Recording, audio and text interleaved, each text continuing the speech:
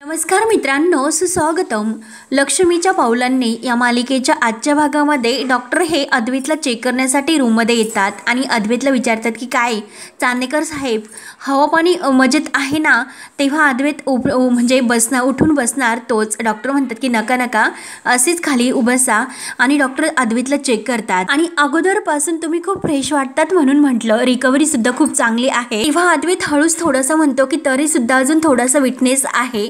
तर डॉक्टर म्हणतात की हो, हळूहळू सर्व काही व्यवस्थित होईल. तेव्हा कला मात्र असे मनात म्हणते की अशक्तपणा याची खरी शक्ती तर भांडणात आहे. तेव्हा सरोज विचारते की परंतु डॉक्टर आता त्याची तब्येत कशी आहे आणि आपल्याला डिस्चार्ज केव्हा मिळेल. तेव्हा डॉक्टर सांगतात की आजची रात्र फक्त आपण त्यांना सलाईन देऊया आणि सकाळी जर व्यवस्थित वाटले तर आपण त्यांना डिस्चार्ज करून देऊया. तेव्हा हे ऐकून संगीताला खूप आनंद होतो. ती लगेच दिव्याला हात जोडते. तेव्हा सरोज खुश होते आणि डॉक्टर हे मिस्टर चांदेकर म्हणजे अद्वैतला म्हणतात की तुमच्या आईंना मी तुमचं सर्व काही पत्ते पाणी सांगितले, औषध, आजचं जे काही वेळ आहे ते सर्व व्यवस्थित समजावल्या, परंतु काही दिवसासाठी तुम्ही ते व्यवस्थित अगदी फॉलो करा आणि सगळ्यात महत्त्वाचं म्हणजे तुम्ही तुमच्या तब्येतीकडे दुर्लक्ष करू नका. Diet it important. तेव्हा अद्वैत म्हणतो की डॉक्टर मी डाएटच्या बाबतीत कोणताही हलगर्जी कॉम्प्रोमाइज नाही करत. तेव्हा डॉक्टर म्हणतात की ग्रेट. तर लगेच कला हे सर्व ऐकून म्हणते की आला मोठा आणि म्हणतो की डाएटच्या बाबतीत कधी कॉम्प्रोमाइज नाही करत. आणि बाकीच्या गोष्टींचं काय. तर डॉक्टर सुद्धा लगेच तेच म्हणतात की बाकीच्या गोष्टींचं काय,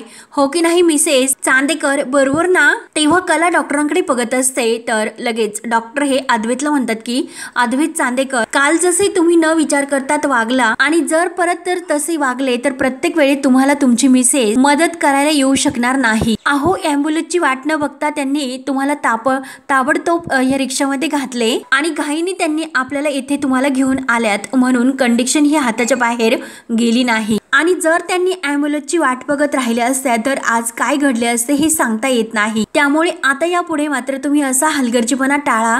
काही असे आपल्या जीवावर बेतेल असे काही करू नका. तेव्हा डॉक्टर हे लगेच कलाला म्हणतात की मिसेस चांदेकर, आपण यांना उद्या डिस्चार्ज देणार आहोत. त्यामुळे मला असे वाटतं की तुम्हाला येथे सर्वांना थांबण्याची काही गरज नाही वाटत. त्यामुळे बाकीचे सर्व हे घरी गेले तरी चालेल आणि जर काही गरज वाटली तरी नर्स आणि बाकीचे जे काही आहे असिस्टंट्स ते सर्व बघतील आणि फक्त कोणीतरी एकाने जर येथे थांबले तर ते चालेल. तेव्हा लगेच सरोज काही न बोलता लगेच म्हणते की ओके सर, डॉक्टर ठीक आहे, मी थांबते. तेव्हा लगेच सर्वजण कलाकडे आणि सरोजकडे पाहत असतात. तर कला ही सरोजकडे बघत डॉक्टरांना म्हणते की ठीक आहे डॉक्टर, तुम्ही जे सांगता अगदी तसे. तेव्हा डॉक्टर जाताना म्हणतात की चांदेकर काळजी घ्या आणि लगेच बाय करून ते बाहेर निघून जातात. तेव्हा सर्वजण तेथेच उभे असतात. तर लगेच कला म्हणते की सरोज मॅडम, आपण सर्वजण बाहेर थांबूयात म्हणजे चांदेकरला आराम करता येईल. तेव्हा सर्वजण बाहेर येतात. त्याच क्षणी सरोज लगेच कलाला म्हणते की आराम त्याने कधी करायचा आणि केव्हा करायचा हे सांगण्यासाठी आणि समजवण्यासाठी बाकीचे माणसे आहेत. तुला त्याची काळजी करण्याची काही गरज नाही. डॉक्टर सुद्धा आहे आणि नर्स सुद्धा आहे आणि त्याची आई सुद्धा इथे खंबीर उभी आहे. त्यामुळे मात्र इथे कोणी आता थांबायची गरज नाही. आणि स्पेशली म्हणजे ज्या लोकांचा त्याच्याशी काडीचा संबंध नाही त्या लोकांनी तर येथे थांबण्याची गरज नाही. त्यामुळे निघा येथून, चालते व्हा. काजल, संगीता आणि दिनकर यांना खूप वाईट वाटत असते, परंतु तरी सुद्धा ते सहन करून घेतात. नैना आणि राहुल यांना मात्र खूप आनंद होत असतो, कारण सरोज ही कलाचा वाटेल तसा अपमान करत असते. तरी सुद्धा अगदी मोठेपणाने कला ही शांतपणाने सरोजला म्हणते, अहो सरोज मॅडम ऐकून घ्या. तर सरोज काही ऐकायला तयारच नसते आणि ती कलाला म्हणते की हे बघ, आता माझ्या मुलाच्या डोक्याला शांतता हवी आहे. त्याला कुठलाही त्रास मला होऊन द्यायचा नाही. त्यामुळे कृपा करून तुम्ही सर्वांनी येथून निघून जा. तेव्हा कला स्पष्टपणे उत्तर देते की मॅडम, काही झाले तरी मी येथे चांदेकर जवळ थांबणार. आणि हे बघा सरोज मॅडम, चांदेकरने मलाच नाही तर माझ्या अख्ख्या कुटुंबाला वाचवलं. स्वतःचा जीव त्याने आमच्यासाठी धोक्यात घातला आणि आज तो मात्र हॉस्पिटलमध्ये आहे. त्यामुळे अशा वेळी मात्र मी त्याला सोडून नाही जाऊ शकत. त्याच्या चांगुलपणाची परतफेड म्हणून तो शुद्धीवर येईपर्यंत मला येथे थांबावंच लागेल. तेव्हा नैना लगेच म्हणते की ठीक आहे आणि तसेही डॉक्टरांनी फक्त येथे एकाच व्यक्तीला थांबण्याची परवानगी दिलेली आहे. त्यामुळे उगाच मात्र इथे गर्दी तर नकोय. त्यामुळे आम्ही निघतो आणि चल राहुल, असे राहुलला म्हणते. सरोजला मात्र नैनाचा खूप राग येतो. रागानेच ती नैनाकडे बघत असते. तेव्हा राहुल लगेच सरोजला म्हणतो की मला तर असे वाटतं की नैनाने तिच्या ह्या परिस्थितीमध्ये इतका वेळ मात्र हॉस्पिटलमध्ये राहायला नको. त्यासाठी आम्ही दोघेही घरी जातो. तेव्हा कला म्हणते की ठीक आहे, तुम्ही दोघे आता लगेच निघा. तेव्हा नैना म्हणते की काही हवं असलं तर कळव. तेव्हा कला म्हणते की हो ताई, हवं आहे. तर सरोज रागानेच कलाकडे बघत असते. तेव्हा कला ही नैनाला सांगत असते की तू जर आमच्या खोलीत गेली तर मग त्या डाव्या बाजूच्या कपाटात उजव्या साईडला खाली चांदेकरचे घरात घालण्याचे कपडे आहेत, म्हणजे त्याचा पायजमा आणि कुर्ते तिथे ठेवलेले आहेत. नॅपकिन, टॉवेल, रुमाल वगैरे. त्यातून त्याचा टॉवेल आणि 1-2 नॅपकिन, घरातील कपडे प्लीज तू पाठवशील का? तेव्हा नैना हो म्हणते आणि कला म्हणते की जर तुला काही सापडले नाही तर तू मला फोन कर. तेव्हा नैना म्हणते की नाही, फोन करण्याची काही गरज नाही पडणार, मी शोधेल. तेव्हा मात्र सरोजला खूप राग येत असतो आणि नैना ही राहुलला म्हणते की चल राहुल, आणि ते दोघे तेथून घरी निघून जातात. तर सरोज मात्र रागाने कलाला म्हणते की काय ग, हे सर्व करण्याची तुला काय गरज, आणि काय असे प्रूव्ह करण्याचा तू प्रयत्न करते की माझा मुलगा तुझ्यावर कसा अवलंबून आहे हे दाखवते. आणि हे बघ, अद्वैतला मात्र तुझी काही गरज नाही. तर कला म्हणते की हे बघा सरोज मॅडम, येथे माझी काही गरज नाही हे मला माहिती आहे, पण मॅडम मला एक संधी द्या, कारण त्याच्यासाठी येथे थांबणं हे माझं कर्तव्य आहे. तेव्हा सरोज रागाने म्हणते की कर्तव्य? अगं तू तर त्याच्याशी फसून लग्न केलं, त्याला डॉमिनेट करून तू त्याच्या रूम मध्ये सुद्धा शिरली, मग किती आणखीन त्याच्या चांगुलपणाचा तू गैरफायदा घेणार आहेस ग? आणि तुला संधी हवी आहे का? अगं संधी कसली, अगदी संधी साधून तू 1 नंबरची संधी साधू आहे, चालती हो येथून. तेव्हा संगीता आतापर्यंत शांत राहते, परंतु आता मात्र ती सरोज मॅडमला म्हणते की बास करा सरोज मॅडम, आणि कला तू सुद्धा शांत राहा. तेव्हा संगीता ही सरोज समोर हात पसरवते आणि हात जोडून म्हणते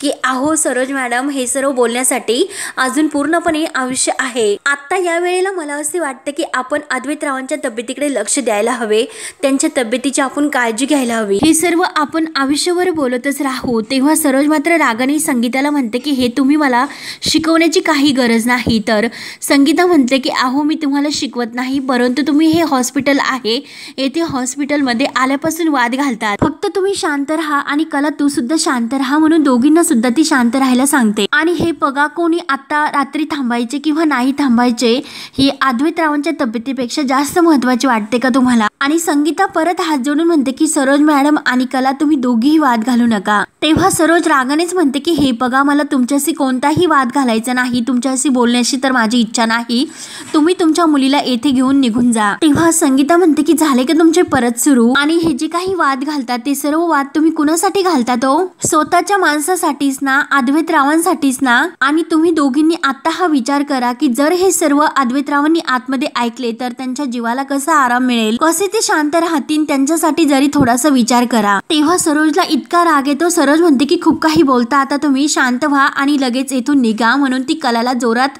धक्का देते आणि तेथे लोटून देते. तेव्हा कलाला सुद्धा खूप राग येतो. संगीता, दिनकर आणि काजल यांना सुद्धा सरोजचा खूप राग येतो. तेव्हा काजल लगेच कलाजवळ येते आणि कलाला आधार देते. तेव्हा मात्र काही कोणीच बोलत नाही आणि शेवटी कला आणि काजल, संगीता, दिनकर लगेच बाजूला निघून जातात. सरोजला मात्र त्यांचा काही फरक पडत नाही, ती त्यांचा रागरागच करत असते. त्यानंतर इकडे आबा तर हे वाट बघूनच असतात की अद्वैतची तब्येत कशी असेल, कोणी घरी येते की नाही. आणि तेवढ्यात राहुल आणि नैना घरी येतात.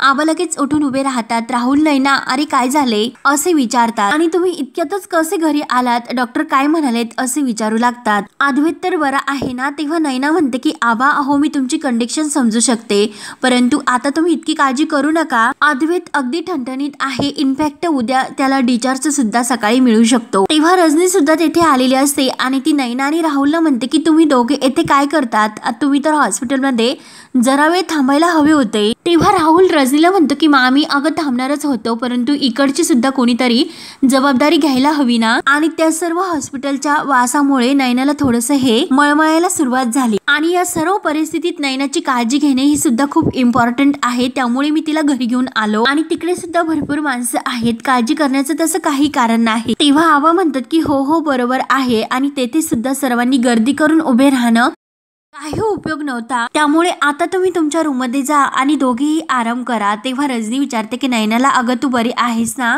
तेव्हा राहुल नैनाला म्हणतो की चल, आणि ते दोघे रूम मध्ये निघून जातात. तर रजनी ही आबांना म्हणते की आबा मला असे वाटते की तुम्ही सुद्धा आता आराम करायला हवा, कारण बराच वेळ झाले तुम्ही आराम केलेला नाही. तेव्हा रजनीचे ऐकून आबा सुद्धा आपल्या रूम मध्ये आराम करायला निघून जातात. त्यानंतर इकडे कला ही विचार करत असते की खरंच मला आज खूप अपराधी वाटते, माझ्यामुळे आज अद्वैतची ही अवस्था झाली होती आणि त्याच्या वर अशी दुखापत त्याच्यावर झाली, म्हणजे तो इतक्या मोठ्या संकटावर मात करू शकला आणि आज मात्र तो बरा सुद्धा झाला. जर अजून काही भलतं झालं असतं तर, म्हणून कलाला टेन्शन येते. आणि ज्या माणसाने आपल्यासाठी एवढं सर्व काही केलं, मग त्या माणसाला मात्र मी एकटं सोडून नाही जाऊ शकत. आणि तेवढ्याच संगीताला तेथे बसल्या बसल्या डुकला लागलेला असतो. तेव्हा कला लगेच तिला उठवते. संगीता लगेच दचकूनच उठते आणि काय ग काय झाले असे कलाला विचारते. कला म्हणते की आई अगं तुझा डोळा लागला होता का, आणि सॉरी तुला मी असे उठवले ग. संगीता घाबरतच विचारते की अगं पण काय झाले, का उठवलेस ते तरी सांग. तेव्हा कला म्हणते की आई आणि बाबा तुम्ही दोघी सुद्धा खूप दमलात, तुम्ही घरी जातात का. तेव्हा संगीता म्हणते की कला अगं काय बोलते, आणि सरोज मॅडम तुझ्याशी कसे वागलात हे बघतेस ना, तुला आमच्या समोर त्यांनी धक्का देऊन लोटले आणि तू म्हणते की आम्ही घरी जाऊ, कसे आम्ही घरी जाणार ग. आणि हे बघ मी तुला सांगून ठेवते की तुला सोडून मात्र आम्ही कुठेही नाही जाणार.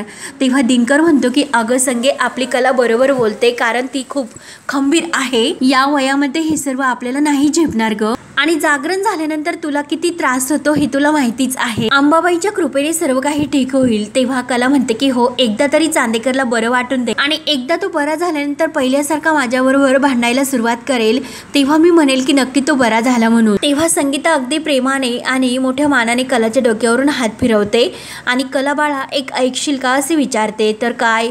कला म्हणते की आई अगं बोल ना काय. तर संगीता सांगायला सुरुवात करते की अगं जावई बापूंनी आमच्यासाठी खूप काही केलं ग, आणि नेहमी ते अडचणीच्या काळामध्ये स्वतः आपल्यासाठी उभे राहिलेत. आगीशी अगदी 2 हात करून त्यांनी आपल्या जीवाची काळजी केली नाही, आणि तुला त्या आगीतून वाचवलं. स्वतःच्या मरणाची सुद्धा त्यांनी काळजी केलेली नाही आणि तुला वाचवलं. तेव्हा कला म्हणते की हो आई, प्रचंड असे उपकार आहेत त्याचे आपल्यावर, म्हणूनच मी येथे थांबायला म्हणजे असे राहणार आहे. तेव्हा संगीता म्हणते की अगं म्हणूनच नाही. तर कला विचारते की म्हणजे आई काय नेमकं तुला काय म्हणायचं. संगीता म्हणते की अगं त्यांनी आपल्यावर उपकार केले म्हणून येथे थांबू नकोस, आणि तुमच्या दोघांचं जन्मजन्मीचं नातं आहे त्या हक्काने तू येथे थांब. आणि कला बाळा तुझा जो काही मनातील दृष्टिकोन आहे ना तो बदल आता. अंबाबाईने 7 जन्माची तुमच्या दोघांची गाठ बांधलेली आहे, त्यामुळे ती गाठ आता तू जप, आणि ती गाठ अशी सहजासहजी तुटायला देऊ नकोस. आणि कलाच्या डोक्यावरून प्रेमाचा हात फिरवते, आणि दिनकर म्हणतो की बाळा आता तू सुद्धा तुझी काळजी घे, आणि अद्वैतरावांची सुद्धा काळजी घे, आम्ही जातो घरी. तेव्हा संगीता म्हणते की अहो मी चांदेकरांच्या घरी जाते, तुम्ही आणि काजल आपल्या घरी जा. तेव्हा दिनकर म्हणतो की अगं पण. तर संगीता खुणावते. तेव्हा काजल म्हणते की ठीक आहे आई आम्ही घरी जातो. तेव्हा काजल आणि दिनकर हे घरी जातात, तर संगीता ही चांदेकरांच्या घरी जाते, आणि कला ही आपल्या अंबाबाईच्या फोटोकडे बघत असते, अगदी डोळे भरून तिला हात जोडते. त्यानंतर इकडे राहुल आणि नैना फ्रेश होतात, तर नैना ही आपल्या केसांना तेल लावत असते, आणि राहुलला म्हणते की काय रे काय बेकार असा त्या हॉस्पिटलमध्ये स्मेल होता. राहुल म्हणतो की हो ना, आणि तू तर फार छान असा एन्जॉय तिथे करत होती. तेव्हा नैना म्हणते की हो अरे अगोदर करत होते, परंतु नंतर ते सर्व काही ओव्हर ड्रॅमॅटिक झालं, आणि ते सर्व ओव्हर ड्रॅमॅटिक बघून मला तर असे वाटले की आपण सुद्धा सर्वात जास्त दुःखी आहोत. तेव्हा राहुल म्हणतो की अगं नैना हा जो काही तू सगळ्यांसमोर अभिनय करते ना तो मला किती आवडतो काय सांगू, आणि तेव्हा मला असं वाटतं की I am proud of you. आणि ते ऐकून तर नैना लगेच खुश होते, आणि बरं ते सोड, आणि राहुल हे बघ मला काहीतरी तुला महत्वाचे सांगायचे. आणि लगेच ती राहुलचे कान भरवायला सुरुवात करते की हे बघ कला आणि अद्वैत हे दोघेही अद्वैतच्या आजारपणात बिझी आहेत. अद्वैत तर आजारी आहे, आणि त्या दोघांचं लक्ष तिकडे असल्यामुळे तुला या संधीचा आता फायदा घ्यायचा, आणि आबोंच्या नजरेमध्ये मात्र तुला काहीतरी असे छान करून दाखवायचे की जेणेकरून त्यांच्या समोर तू त्यांच्या नजरेत आणि त्यांच्या मनात इम्प्रेस होणारच, आणि ते कोणीही थांबू शकत नाही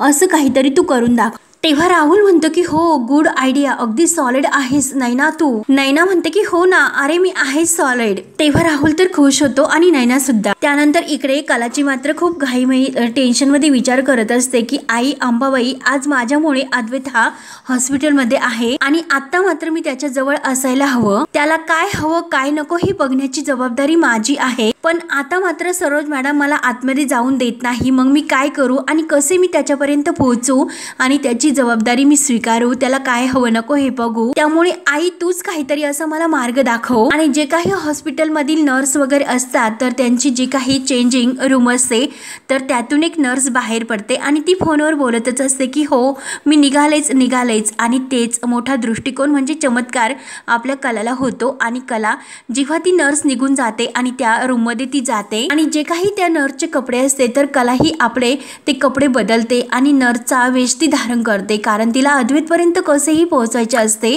आणि तोंडाला मात्र आपल्या मास्क लावते. आणि कला ही अद्वैतच्या रूमच्या बाहेर येते आणि तेथे डॉक्टर आणि सरोज एकमेकांशी बोलत असतात की आत्ताच मी डॉक्टर सांगत असतात की सरोजला की त्यांना चेक केलं, काळजी करण्याचं काही कारण नाही. आणि कला तेथे अगदी तो नर्सच्या वेशात तेथे येते आणि ती डॉक्टर आणि सरोजकडे लक्ष देऊनच असते. आणि डॉक्टर सरोजला सांगत असतात की ह्या ज्या काही मेडिसिन्स आहेत त्या अर्जंट त्यांना लागतील, तेवढ्या तुम्ही मागवून घ्या प्लीज. तर सरोज म्हणते की ठीक आहे आणि सरोज लगेच त्या मेडिसिन्स आणण्यासाठी बाहेर जाते. तेव्हा मात्र सरोज गेली असे कलाला वाटते, कारण कलाचे तोंड इकडे असते आणि सरोज तिकडे जायला निघलेले असते. परंतु कलाच्या जीवात जीव येतो, थोडक्यात वाचले असे जेव्हा म्हणते तेव्हा सरोज मात्र पुन्हा थांबते आणि वळून बघते आणि कलाला म्हणते की एक्सक्यूज मी. तेव्हा कला आणखीन घाबरते. त्यानंतर इकडे संगीता मात्र ही चांदेकरांच्या घरी येते, परंतु तिला मात्र घरी आल्यानंतर काही चैन देत नाही. सारखे सारखे तिला त्या सरोजचं जे काही बोलणं आहे की त्याला तुमच्यामुळे मला आता कोणताही त्रास होऊन द्यायचा नाही, तुम्ही प्लीज घरी जा, हे सर्व काही म्हणजे संगीताला आठवत असते. आणि कलाला जोरात ढकलून दिल्याचे क्षण सुद्धा तिच्या डोळ्यासमोर येते. आणि तेवढ्यात तेथे रजनी येते. संगीताच्या फेऱ्या चाललेल्या बघून रजनी विचारते की अहो वहिनी, इतक्या फेऱ्या मारतात, काही होतं का तुम्हाला, काही त्रास होतो का? नाही म्हणजे वहिनी ठीक तर आहे ना सर्व? तेव्हा संगीता म्हणते की हो हो रजनी मॅडम सर्व ठीक तर आहे, पण जावई बापूंचा विचार मात्र काही केल्या डोसक्यातून जातच नाही. तेव्हा रजनी तिला समजावते की वहिनी अहो असे काय करतात, डॉक्टरांनी सुद्धा आता समजावले की आता सर्व काही नॉर्मल आहे आणि उद्या तर त्याला डिस्चार्ज सुद्धा देतात, तो घरी सुद्धा येईल, त्यामुळे तुम्ही काळजी करू नका, झोपा थोडा वेळ.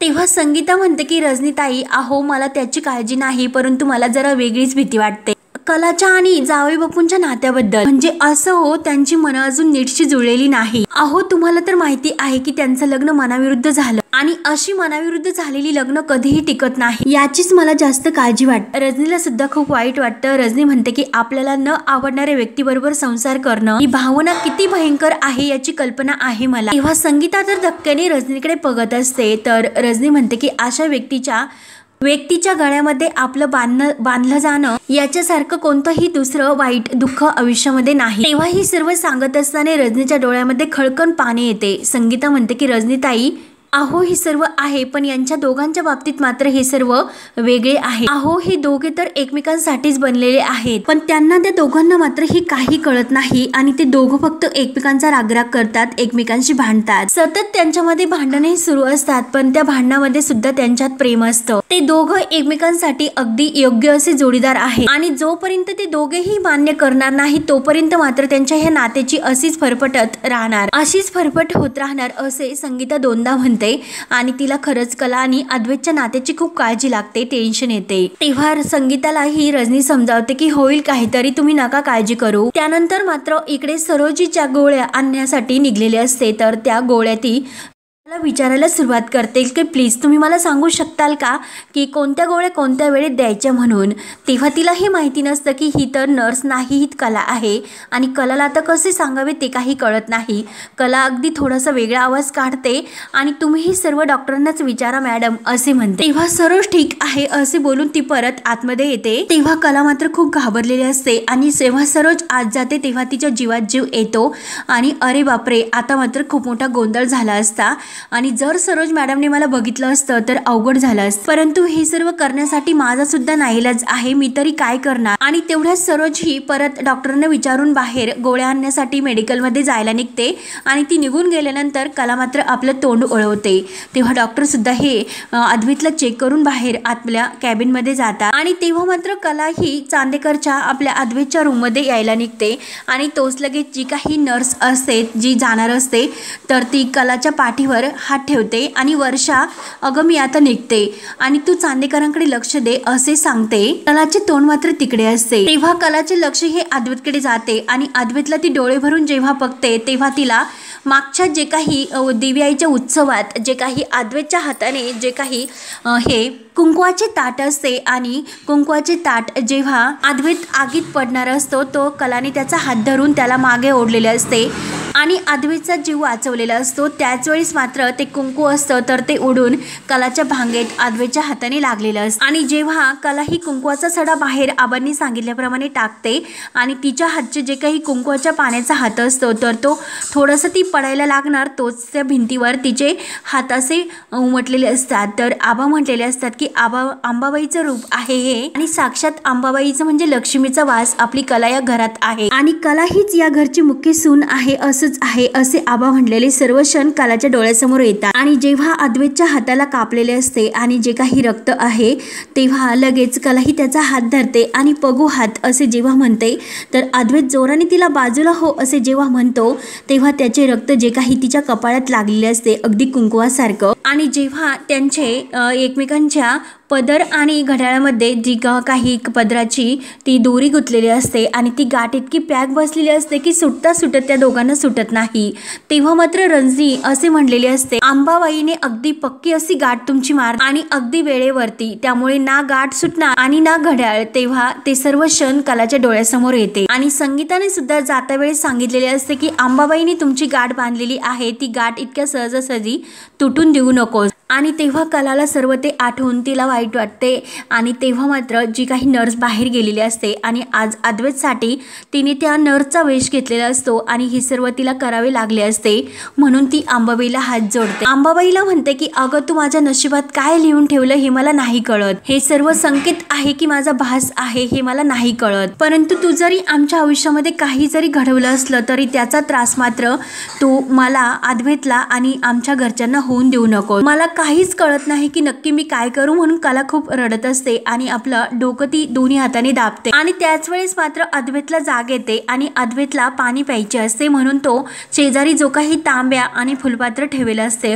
तर तो तांब्या घ्यायला जातो परंतु त्याचा हाताला सलाईन सुरू असते, त्याला काही व्यवस्थित तांब्या घेता येत नाही आणि जे काही त्यावरील ती वाटी असते तर ती खाली पडते आणि त्या आवाजाने कलाचे लक्ष जाते। कला ही डोळे भरून अद्वैतकडे बघत असते आणि अद्वैत तो पाणी घ्यायला जात असतो परंतु तो मात्र आता असा त्याचा तोल जाणार असतो आणि कला ही लगेच तिथे येते। हा भाग येथे संपतो। पुढील भागामध्ये कला ही अद्वैत जवळ येते आणि विचारते की सर अहो तुम्हाला काही हवं आहे का?